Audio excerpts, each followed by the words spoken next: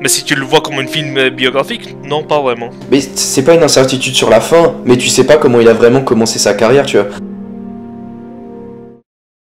1952. Après avoir vu son premier film au cinéma avec ses parents, Sam Fableman a été impressionné par les effets spéciaux d'un train qui se déraille, devant un grand écran. Il veut réaliser la même chose chez lui, en recevant un petit train et une caméra lors du Hanouka, où son imagination et son ingéniosité en amateur va lui développer une maîtrise de la réalisation au fil du temps, dans une famille plongée dans l'art et le pragmatisme représentés par ses parents. Il s'apercevra aussi que sa passion a bien plus de pouvoir sur les gens, face à certains événements qui concernent son univers créatif ou sur ce qui il est réellement avant le passage à la vie d'adulte. Bon les gars, qu'avez-vous pensé du film? Alors, c'était un très bon film, moi j'ai bien aimé. Ok. En vrai, je serais plus nuancé perso. Il est sympa, mais il y a quand même des défauts, je trouve. Je trouve que c'est un très bon film, mais il faut se dire déjà que c'était un film semi-biographique de Spielberg. Du coup, juste ça, quand on est sorti de la séance, il a pas compris que c'était un film biographique. Et du coup, il a dit que c'est beaucoup mieux maintenant qu'il sait que c'est biographique. Ouais, donc c'est un critère important à prendre en compte. Oui, c'est vraiment très important. Quand j'ai vu la fin du film, je me suis dit, mais quoi, c'est déjà fini? J'ai pas vu le temps passer, moi, bizarrement. Jusqu'à quand il va s'arrêter, quoi? Non mais en vrai, la fin est bizarre, la fin est brusque. Ah ça. On peut commencer par le début, peut-être. Bien sûr. Est-ce que vous avez une scène en tête? Parce que bon, le début, d'accord, on découvre quelle était vraiment l'enfance de Spielberg, et c'est chronologique finalement, on le voit grandir. On avait dit de comme quoi la scène où il est vraiment enfant ne sert. Ah rien? Oui, effectivement. Ou peut-être que moi je suis aussi de l'avis où il aurait dû en faire peut-être plus. Ou alors que si cette scène est si importante pour lui, il aurait dû en faire carrément plus, tu vois. Et au lieu de couper, genre faire une transition, mais genre je sais pas, il fait coupe un moment et du coup il prend 10 ans d'un coup. Je trouve que ça fait vraiment pas bâclé, mais comme si il y avait quelque chose qu'il a voulu faire, mais qu'il a enlevé au montage, quoi. Genre un truc qu'il a. C'est-à-dire que pour toi, il n'y a pas d'intermédiaire, ça va trop vite. Ouais, ça va trop vite. Genre, c'est dommage. Genre, déjà, tu racontes bien ton début, comme quoi t'adores le cinéma et tout, ok, bah c'est bien. Mais au bout d'un moment, il le finit tellement brusquement à chaque fois que c'est juste dommage et ça sert presque à rien, en fait. Tu dis, ça sert à rien. Mais surtout que la scène de l'enfance dure trop longtemps pour moi, parce que le véritable intérêt de cette scène, c'est de mettre, on va dire, pour une première fois le contexte familial, mais aussi de montrer qu'elle a été l'élément déclencheur de sa passion pour le cinéma. Or, ils abusent. C'est-à-dire qu'il y a des scènes qui, pour moi, n'ont pas besoin d'être là, tu vois. Le fait qu'il doit, on va dire qu'il doit réparer son train, qu'il doit refaire la scène encore et encore ou autre, en vrai, ça apporte pas tellement de plus-value au film. Donc c'est un peu long, comparativement à certaines scènes où tu te dis que c'est pas assez développé. Donc je trouve que là-dessus, il y a peut-être quand même un déséquilibre au niveau des scènes. Après, je pense que ça lui a marqué dans son enfance, c'est pour ça qu'il veut vraiment le faire. Et là, ce qu'il fait en refaisant le train et tout, en fait, il veut maîtriser ce qu'il voit en tant qu'enfant. Genre, c'est ça ce qu'il est en train de dire quand il refilme à chaque fois le train. C'est ça ce qu'il est en train de dire Spielberg là dans son personnage. Mais oui, c'est peut-être un peu long, ou alors moi, ils auraient pu en faire carrément plus. Ça peut être un film biographique de 3 heures, hein, ça m'aurait pas dérangé. Juste parfois un peu de temps mort, mais bon, ça c'est un peu le problème du film parfois. Il y a des gros temps morts. Concernant le malaise dans la famille, le fait qu'il y a le meilleur ami du père qui se coltine en fait depuis toujours chez eux, c'est au moment où la mère emmène ses enfants voir la tornade, où elle ne sait pas qui choisir entre son mari ou son meilleur ami, le point zéro de ce malaise, où à ce moment-là les enfants étaient trop jeunes pour le percevoir, alors que son mari comptait déménager, dû à son travail. Et que Sam était trop jeune pour comprendre ça sur le moment, c'est en s'apercevant bien plus tard, alors qu'il était plongé dans son montage, qu'il se rend compte de la puissance des images. Quand il veut montrer quelque chose de public, en fait il doit composer entre le privé et le public de ce qui peut pas être montré. Surtout lorsque son environnement familial parasite sa passion lorsqu'il est en train de faire le montage. Normalement c'est un moment de sa journée où il est censé maîtriser sa progression dans sa passion, qui a été stoppée un peu par cette désillusion familiale. Pour lui, ça n'avait rien à faire là. Ça veut dire quoi, le coup de fil? Bah, sur quelle partie? Sur le truc de l'enfance? Je vois qu'en fait c'était un peu long, pas tellement utile, mais c'est compréhensible si c'est fait si c'est comme une film biographique, tu vois. Le début c'est toujours important. Peut-être il a pu mieux gérer ça. Ouais, c'est ça. Parce qu'on lui en veut un peu. Bon, on est un peu tous d'accord dessus, du coup. De ce que je vois, la plupart des gens ont beaucoup aimé le film, mais ceux qui ne l'aiment pas le détruisent. Ouais, c'est un film vraiment clivant. J'ai vu ça. Mais les gens pensent vraiment que c'est un chef-d'œuvre parce qu'on parle de Spielberg. Et c'est ça le gros problème du film. C'est que Spielberg, il est toujours trop aimé, en fait. Genre, souvent, je suis des gens de cinéma sur Twitter. T'as un plan, à chaque fois, ils disent qu'il y a que Spielberg qui peut faire ça. On dirait que Spielberg, c'est le plus grand cinéaste de tous les temps. Je suis d'accord que c'est quand même un grand cinéaste. On est tout à fait d'accord. Mais il faut arrêter parce qu'il a aussi de nombreux défauts, ce film. Je vois pas pourquoi à chaque fois c'est Spielberg le grand à chaque fois sur quelque chose quoi. Genre c'est juste ça genre et c'est pour ça que il est toujours trop acclamé ce film, trop surcoté un peu. Écoutez, j'ai un exemple, vous me dites ce que vous en pensez. C'est une critique qui a manifestement été pas mal appréciée, étrangement, et qui note très sévèrement le film, qui dit que le pire c'est sans doute le mini teen movie sur la fin du film lorsqu'il se rend au lycée. On est vraiment sur une compilation de clichés, on se croirait dans Pretty in Pink. Les méchants sportifs antisémites et violents qui n'ont vraiment rien pour eux, le bal de promo, l'apothéose de ce truc-là, c'est les dialogues totalement lunaires entre le héros et son harceleur autour de la réception des œuvres artistiques, avec en plus un petit clin d'œil bien appuyé pour que le spectateur qui ne s'est pas encore endormi se dise « Ah ah, il dit qu'il va jamais faire un film de cette histoire, mais en fait je suis en train de le voir ce film, ah ah, trop méta, quel enfer !» Le film a bidé sévère et tant mieux, les gens qui ne l'ont pas vu ont gardé du temps de vie précieux à ne pas voir un film sage et bien ordonné, mal joué, lourd et sans idée. Ok, c'était pas mal joué. Ça, c'est... Oh là là, ça par contre, c'est vraiment... Attends. Non mais c'est clairement c'est un mec qui a la somme contre Spielberg. Hein. Ouais, mais il y a un truc aussi dans Spielberg, c'est vrai que un truc, je suis d'accord dans sa critique, c'est, il le dit pas vraiment, mais il y a un truc chez Spielberg, c'est qu'à chaque fois, on dirait qu'il est obligé d'expliquer ce qu'il est en train de faire. Et ça, c'est le gros problème. À chaque fois du film, on dirait, genre, parfois, t'as des scènes où ils se parlent, sont dans le dîner comme ça, c'est avec la table et tout. Tu vois le côté scientifique un peu, genre, t'as deux côtés, tu vois, scientifique et créatif et tous ces gens-là, tous artistiques plutôt. Et du coup, à chaque fois, on dirait que Spielberg a besoin de dire qui c'est ceux qui sont artistiques et ceux qui l'ont pas. À chaque fois, il est obligé de tout expliquer. Et c'est, je trouve, un gros problème du film aussi. D'abord, ça doit être montré, genre, subtilement, au lieu de le dire comme ça, à voix haute. Ça, c'est un peu un truc que j'ai pas aimé dans le film aussi. Oui, je suis d'accord dans sa critique. Il le dit un petit peu, un peu dans la façon dont il le dit. En fait, il détaille, il dit que c'est mal joué dans le sens où les personnages sont tous très mauvais et caricaturaux. Ça n'aide pas, mais franchement, voir Michelle Williams là-dedans, c'est terrible. Elle n'a rien à jouer, on comprend rien à son personnage, elle est juste triste, en dépression, elle est folle, elle a guéri, ou elle n'a pas guéri. Alors clairement, il a pas compris. Il a un truc contre le monde, là, je sais pas. Avant, il était, je sais pas, il a un truc contre le monde. Ah, en l'occurrence, il est pas mal soutenu, je pense, parce qu'il dit qu'en fait, tout le monde se touche la nouille devant ce film, mais que lui, il peut pas, il trouve que c'est vraiment de la merde. Et que je pense que c'est un film surcoté. Peut-être que... Mais c'est vrai aussi, mais ça justifie peut-être pas non plus toute la critique. Oui, oui, c'est ça. Après, il y a le truc, attends, là, le truc des caricaturaux et tout, je pense que c'est faux, parce que c'est un film biographique, et à l'époque, les Juifs, ils étaient aussi critiqués comme ça, et il en a déjà parlé, Spielberg, comme quoi il a eu beaucoup de jugements quand il était gosse, tu vois, genre, du coup, ça, c'est pas trop caricaturaux, donc ça, déjà, c'est faux. Peut-être sportif, je sais pas, mais ce qui est raciste, genre, c'est pas caricaturaux, parce qu'il a vraiment eu de l'harcèlement quand il était enfant. Genre, il l'avait déjà dit, Spielberg, alors déjà, ça, c'est faux. Du coup, genre, déjà, là, il a l'acharnement envers ce film. Bah, en fait, ça revient peut-être à ce que tu avais dit avec les gens qui ne savaient pas que c'était une biographie. Parce que là, en soi, ils critiquent quasiment les personnages d'un film, et non pas le fait que ce se soit vraiment passé. C'est ça le gros problème, c'est que les gens ne se disent pas que c'est un film biographique. Et je pense que c'est là déjà le problème, tu vois. Genre, Lilian est sorti de la séance, il a fait ouais, j'ai pas aimé ça et tout, ça a été rajouté, j'ai pas compris et tout. Mais c'est biographique, genre, c'est par rapport à ce qu'il a vécu. Ça se serait appelé Spielberg si c'était une biographie. Je pense qu'il a dû romancer un peu.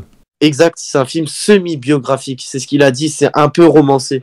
Mais à la base, tout ce qu'on voit, ce qu'il a été trop fait et qu'on voit superficiel, souvent dans le film, ou parfois il va peut-être trop loin avec les personnages caricaturaux comme ils disent, ça je pense qu'il l'a inventé. Mais sur le coup, les personnages étaient vraiment racistes. Ce qu'on peut lui juger, c'est qu'il va trop loin parfois. Mais on peut pas lui dire « Ouais, cette scène, elle est nulle parce qu'il a des personnages caricaturaux. » Non, parce que c'est vraiment le cas. Ce personnage était vraiment comme ça. Mais pas à ce niveau-là, comme dans le film, quoi. Mais en même temps, qu'est-ce qu'on sait? On n'a pas vécu cette période-là aux États-Unis. Déjà ça aussi. Oui, c'est comme ça qu'il l'a vécu.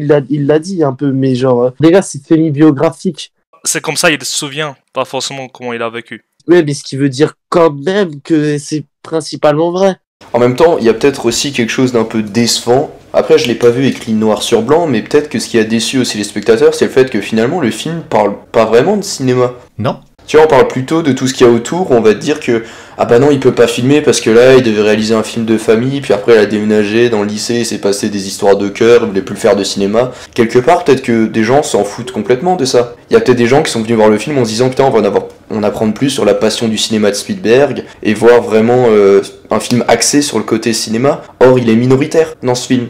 Ah ouais, genre il voulait expliquer un peu ce que son cinéma, genre Oui, mais c'est plus des histoires de famille, tu vois, par exemple le fait que sa mère ait trompé son père, bon. tous ses films, tous ses parents sont divorcés quasiment dans la guerre des mondes et tout. Donc genre il explique un peu son cinéma dans ce film, tout son cinéma depuis le début, depuis Jurassic Park, non depuis E.T. ou des trucs comme ça. Non, mais il y a aussi des éléments qui servent à rien. Concrètement, toutes les histoires de famille, les déménagements ou autres, ça n'a rien à voir avec le cinéma. Ou même, il y a une période dans le film Non où mais pendant... c'est biographique. Non, mais peut-être, d'accord. Moi j'aime bien. À la fois c'est bien, mais moi je peux comprendre que ça ait déçu des gens. Oui. Parce que quand tu vas voir le film et que t'as toutes les histoires du style ah bah il a arrêté le cinéma, t'as littéralement 10 ou 15 minutes dans le film où il y a une période où il voulait plus faire de cinéma. Donc tu peux dire mais qu'est-ce que ça fout dans ce film?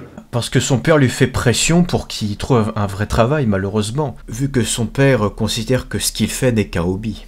Parce que c'est bien le père qui emmène tout le monde, quels que soient les déménagements, pour un métier aux antipodes du monde artistique, qui ramène de l'argent de manière stable, par son génie. Même si géographiquement il se rapproche de la Californie, où se trouve Hollywood. Après c'est vrai, je suis d'accord qu'il y en a. Je pense oui qu'il y a des gens qui sont déçus, qui pensaient que ça parlait vraiment de cinéma. Mais peut-être qu'il l'a mal vendu au niveau marketing. Bah, il a bidé au box-office. C'est ça le véritable point de ce film, c'est que les gens le notent bien, mais il n'y a pas tellement de monde qui va le voir. C'est plutôt ça. Oui, mais C'est c'est pas que les vraiment- gens vraiment passionnés de Spielberg Oui, et qui enfin, savent c'est- à quoi s'attendre. C'est un film qui vraiment n'attire pas forcément le grand public, tout bêtement. Bah oui, mais ça, il le savait déjà, Spielberg, dans ce qu'il faisait. Genre, il le vendait pas comme un blockbuster, ce qu'il faisait d'habitude. Oui, ouais, c'est vrai. Là, il cherchait un peu des cinéphile. Je pense que le fait que ça ne raconte pas forcément du cinéma, les à côté du cinéma, les contextes à l'extérieur de ça, qui expliquent pourquoi d'un seul coup il arrête, qu'il est sous pression par son père, c'est que ça a dû arriver à des milliers de jeunes réalisateurs qui ont essayé d'aller à Hollywood, qui d'un seul coup ont abandonné. Moi je trouve que c'est très réaliste sur ça, c'est pas un cas isolé. Ouais, qui parle de pour tout le monde, pas pour que lui. Ou justement, ce n'est pas pour rien que lorsque l'oncle se ramène et qu'il lui explique que l'art et la famille ça ne peut pas se mélanger, parce que vu qu'on est tout le temps habitué à de l'art, lorsqu'on est face aux contextes familiaux, et en particulier à sa famille,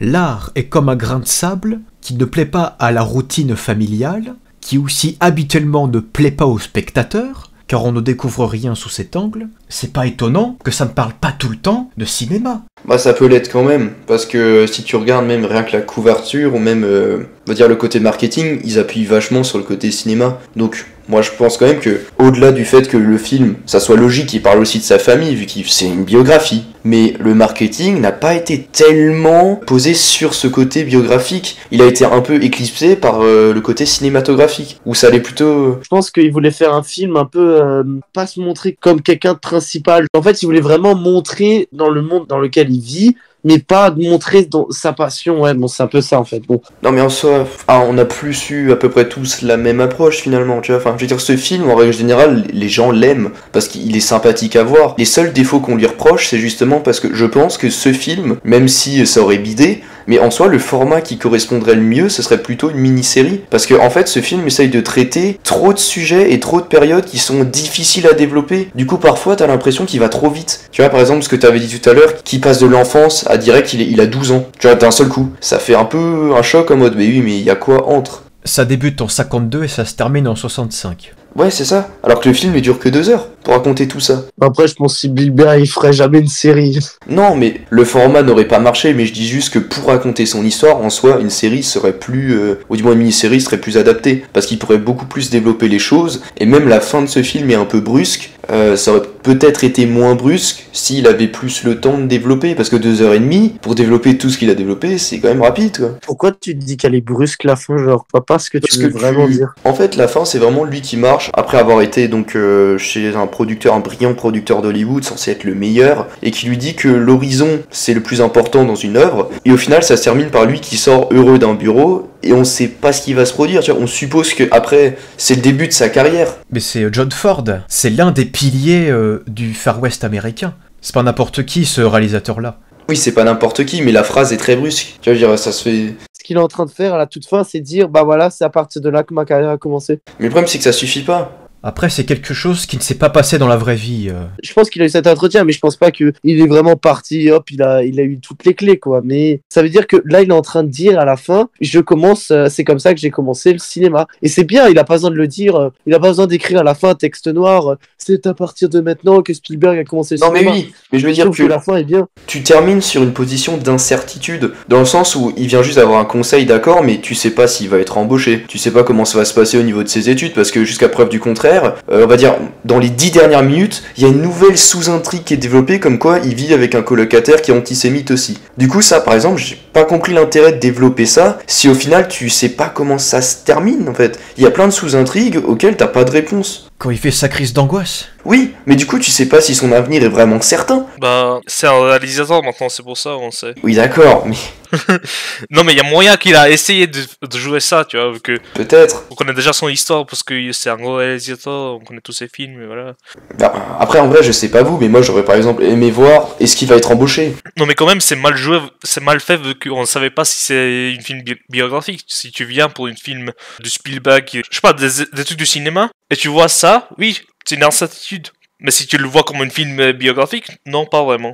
Mais c'est pas une incertitude sur la fin, mais tu sais pas comment il a vraiment commencé sa carrière, tu vois. Tu sais pas qui l'a vraiment embauché, à partir de quand il a pu remplir des salles, à partir de quand il a eu une équipe à lui et tout. Enfin, il y a plein de trucs que tu sais pas. Ça va trop loin. Ah, ça va trop loin, oui, mais... Peut-être parce qu'il n'a pas voulu développer ça. Il a décidé de montrer comment ça se passait bien avant ça. Bah certainement, mais ça peut être critiquable. Parce que c'est moins pertinent quelque part au niveau de la carrière. Hein. Mais je pense qu'il a plus un problème de rythme. Genre, en fait, genre, t'as le début qui dure, je ne sais pas, 20 minutes. Après, t'as 1 heure entre. Et après, t'as une fin de 20 minutes. Peut-être qu'il aurait dû peut-être mieux le répartir. Ou des trucs comme ça. C'est peut-être la façon dont il l'a écrit. Peut-être qui est moins bien. Cette sous-intrigue paraît abrupte parce que il se trouve à la frontière de son imagination, de son univers, avant d'intégrer Hollywood, qui n'était pas influencé par Hollywood, entre guillemets, sans qu'il soit à l'intérieur de comment ça fonctionne en interne, qui explique cette réception abrupte. Je pense que si on se renseigne sur l'histoire d'Hollywood à l'extérieur de l'univers de Sam Fableman, on comprendrait pourquoi cette notion abrupte de la fin. Même John Ford, avec ce changement d'ambiance. Parce que vous avez dit tout à l'heure, concernant Spielberg, qu'il est considéré parfois comme surestimé, et qu'il a cette illusion du meilleur réalisateur de tous les temps. Mais justement, c'est pas le fait que John Ford lui a raconté ça, avec les plans horizon bas, horizon haut, que c'est un sorte d'épouvantail suffisamment résistant pour donner l'illusion à beaucoup de personnes que c'est le meilleur réalisateur, vu qu'il n'a pas innové sur cet aspect précis de tout ce qu'il a entrepris. Ça voudrait dire que dans tous les plans qu'il a dû faire dans ses futurs films, il s'est inspiré de John Ford, s'il a entendu ça, et qui amène ce clivage-là. Non, je pense pas. Mais je pense qu'il l'a. Non, Ouais. mais je pense qu'il l'a. C'est plus une. Genre, plus un mode, il a vu John Ford comme. Idole aussi, oui. C'était son personnage, genre c'était son réalisateur préféré. Et il l'a vu comme ça et genre il lui a donné un conseil, mais je pense pas qu'il l'a utilisé dans toute sa carrière. Non. Mais je pense que c'est plus une admiration, quoi. Peut-être que ça lui a tellement marqué qu'il l'a mis dans le film comme quelqu'un qui l'a admiré. Mais pas plus. Et C'est pour ça qu'il va pas plus loin. Vis-à-vis de ça, c'est très rapide. Mais juste sinon après ça n'aura plus aucun sens, donc je le dis. C'est que vous savez que la réplique clé c'est que quand l'horizon est en haut, alors le film est intéressant. Quand l'horizon est au milieu, le film est nul à chier. Donc en soi faut pas qu'elle soit au milieu, mais elle peut être en bas ou en haut. C'est ça la logique. Mais il y a des gens qui expliquent que dans le film The Fabelmans, l'horizon serait tout le temps au milieu. Ce qui fait que le film est contradictoire avec lui-même. Et que donc il aurait pas du tout écouté les conseils du mec. Non, mais à la fin, il a corrigé la caméra. Oui, c'est ça, exactement. À la fin, en fait, il a fait exprès comme si c'était un film amateur pendant tout le long. Putain, j'ai pas fait gaffe à ça. Il a vraiment fait. À ce qui va, il y a des gens qui ont dit ça. Comme quoi, c'était fait exprès de faire un film amateur et d'avoir Tout à fait. fait tout ce problème-là pour qu'à la fin, ouais, il le corrige. Parce que tu vois qu'il le corrige, genre, il monte sa caméra tout à la fin. Et tout le monde crie Waouh, c'est génial, c'est du génie.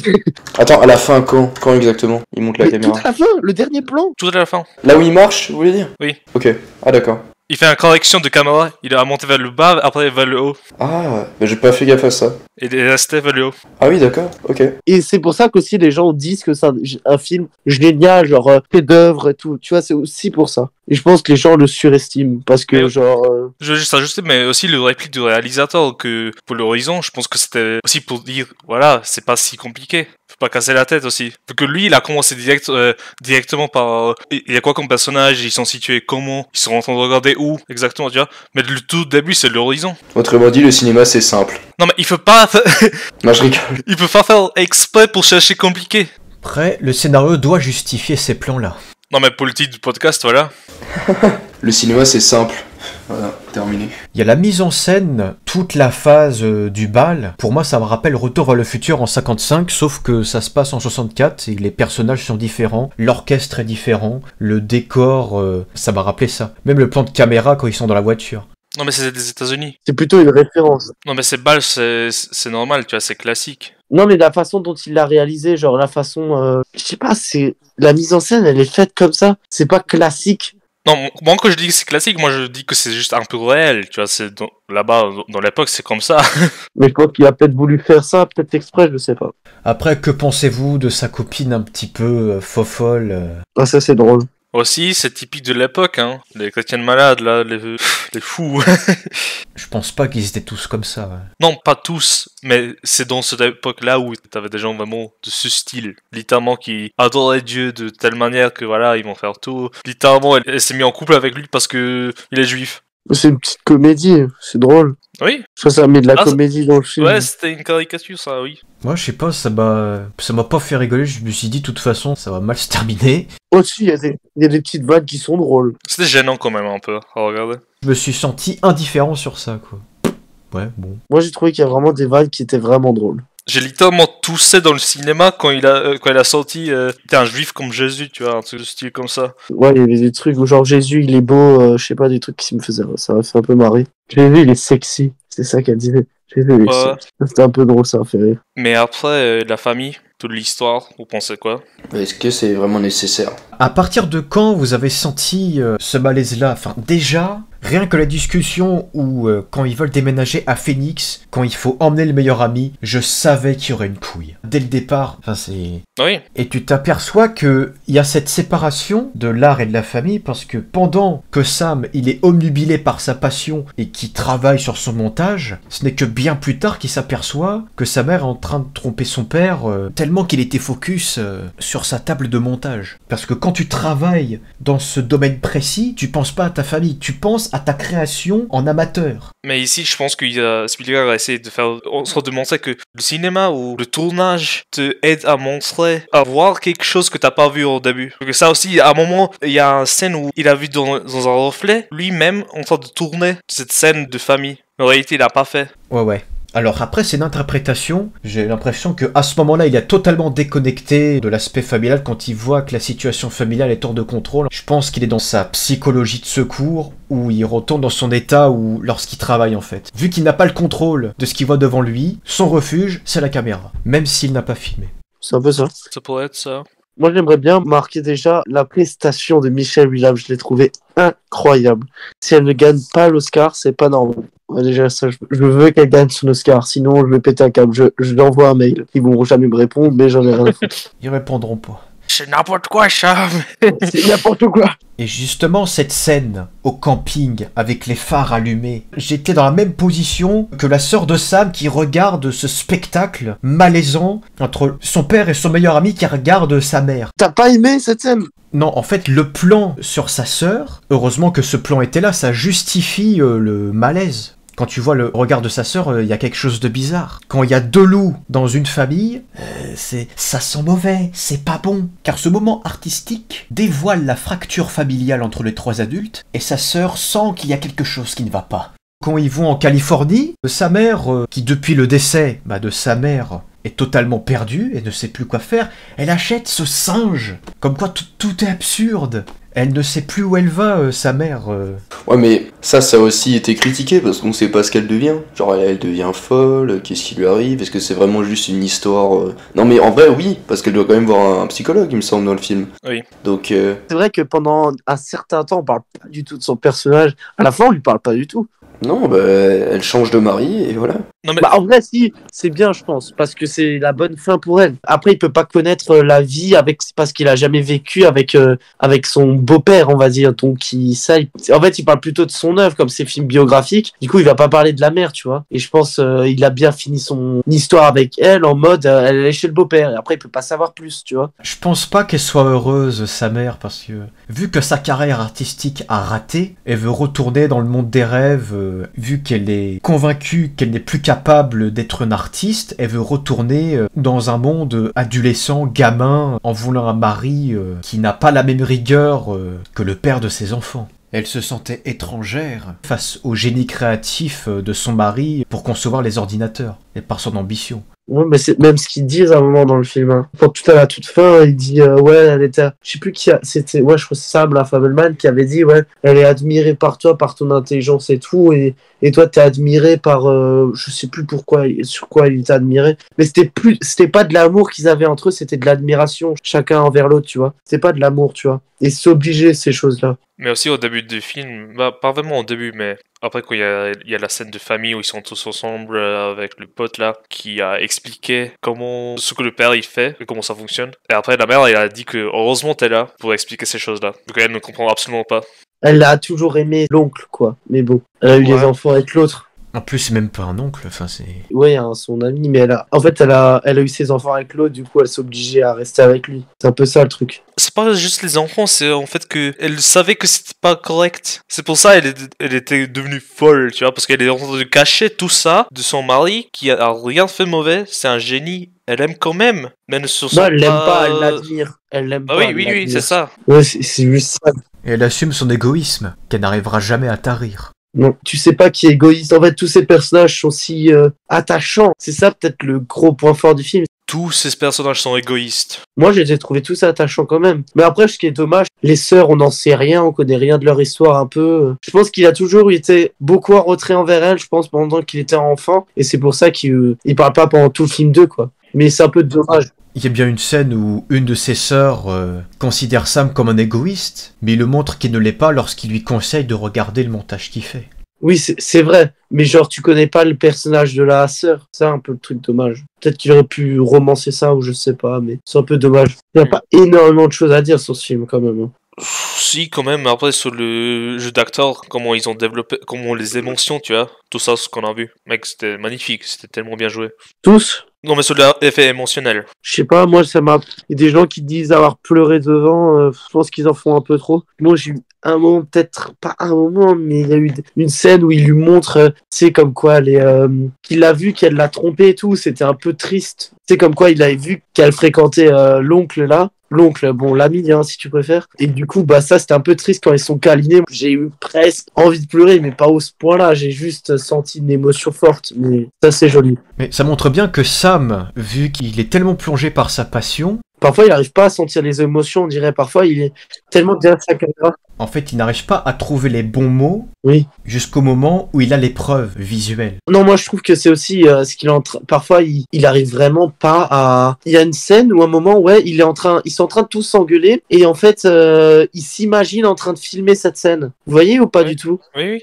Bah là, un peu, t'as ce truc. Oui, on en avait parlé tout à l'heure, oui. Bah t'as ce truc en mode Spielberg ne ressent. Genre, ce personnage, en fait, il est tellement derrière sa caméra tellement il a envie de tout filmer qu'il ressent plus une émotion envers ça, tu vois, qu'il est plus empathique. Mais lorsqu'il diffuse les films en salle, dans son lycée ou même, je sais pas, à l'université, Il a pas d'empathie. Ouais, il est pas. en fait, il observe les spectateurs et il ne dit rien. Il dégage aucune émotion. Sauf quand sa copine la largue. Mais personne ne se rend compte qu'il est complètement morfondu à côté de sa caméra, parce que les gens sont occupés à regarder la relâche 64. Bon, après, il y a le truc un peu, genre, je trouve qu'il en fait trop parfois avec la lumière. Genre, parfois, il en fait trop dans sa mise en scène. Surtout qu'il dit, ouais, l'horizon, c'est devant, ça doit être derrière et tout. Et parfois, il veut faire tellement beau parfois qu'il en fait trop, je trouve. en termes de mise en scène parfois. Je sais pas, parfois il en fait trop pour ce que c'est. Je sais pas. Ça c'est un peu le... Genre, tu sais où il a toujours cette lumière d'espoir et tout, il en fait trop parfois je trouve, c'est trop superficiel. C'est plus le fond que je retiens. Ouais, dans la forme je trouve ça trop superficiel parfois. Je l'ai ressenti un peu comme ça parfois. Je dis que parfois c'est très bien, ça marche bien avec ce